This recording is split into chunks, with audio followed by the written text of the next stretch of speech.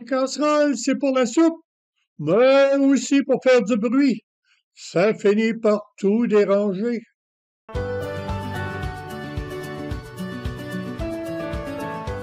Les bruits attirent l'attention, c'est sûr. Il y en a des naturels puis d'autres qui sont provoqués. Chaque fois, il y a une réaction. Ça alimente le stress sans provoquer un bon effet, là. Voici l'histoire que je traîne depuis l'enfance. À la quincaillerie de mon père, à 6 ou 7 ans, j'ai appris à couper de la vitre et à lire les pouces et les fractions. En ce temps-là, les fenêtres étaient en bois et pour l'isolation, on ajoutait un châssis double en hiver, un cadre avec une vitre. Et comme les gens voulaient épargner, ils optaient pour un verre simple, donc facile à casser. Alors, à l'automne, on avait une bonne demande pour des verres à remplacer. On avait à quincaillerie une table à vitre avec une règle et on disposait de 2 sortes de coups de vitre. Les plus simples, bon marché, c'était une roulette qui servait à égratigner le verre. Ça ressemblait à un crayon. On les conservait dans un tube d'huile.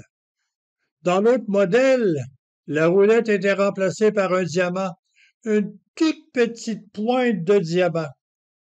J'avais reçu en cadeau un beau diamant, le seul que j'ai eu de toute ma vie. On avait un client régulier qui m'était confié parce que les vitres étaient petites, du genre 11 3/4 par 17 et demi. Ce client, je l'appelle Monsieur Casserole. Monsieur Casserole était un gros buveur et il avait l'habitude de fréquenter les tavernes. Il entrait tard, ne traînait pas ses clés, il n'aurait jamais été capable de trouver le trou de la serrure. Alors il cassait une petite vitre dans la porte, débarrait et entrait. Il ignorait le bruit qui réveillait toute la famille, mais il enlevait ses chaussures pour ne pas faire de bruit en montant à l'étage. Un peu bizarre. Le lendemain, il ramassait les éclats de verre qu'il conservait pour décaper des meubles. Quand il avait un gros contrat de décapage, il venait à la quincaillerie avec une vieille casserole. Il vidait la poubelle où on jetait les débris de verre coupés. Et pendant ce temps-là aussi, son fils venait souvent chercher une petite vitre dont les dimensions étaient gardées près de la coupe. Du verre simple, s'il vous plaît. Sinon, il se serait brisé les jointures en cassant un verre double. Cette histoire est originale, mais c'est le bruit du verre qui nous intéresse ici.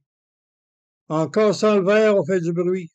En enlevant ses chaussures, on recherche le silence. La commodité et l'inconvénient.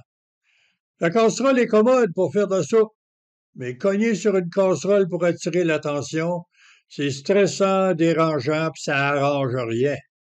Plus souvent qu'autrement, ça exacerbe et n'aide pas malgré les défoulements et les apparences. On dirait que je me suis inspiré de la fable Le coq et la mouche de La Fontaine. Le bruit de toutes sortes de casseroles, c'est la mouche actualisée. Ouais, est-ce que M. Casserole pourrait apprendre qu'en étant sobre, il pourrait utiliser une clé pour entrer chez lui? Le confort et la paix de tous y gagneraient. Les réticences exagérées ne font que prolonger le grincement et miner la confiance et le respect de tous. Ça s'applique à toutes sortes de manifestations bruyantes qui stressent en donnant l'impression de changer quelque chose.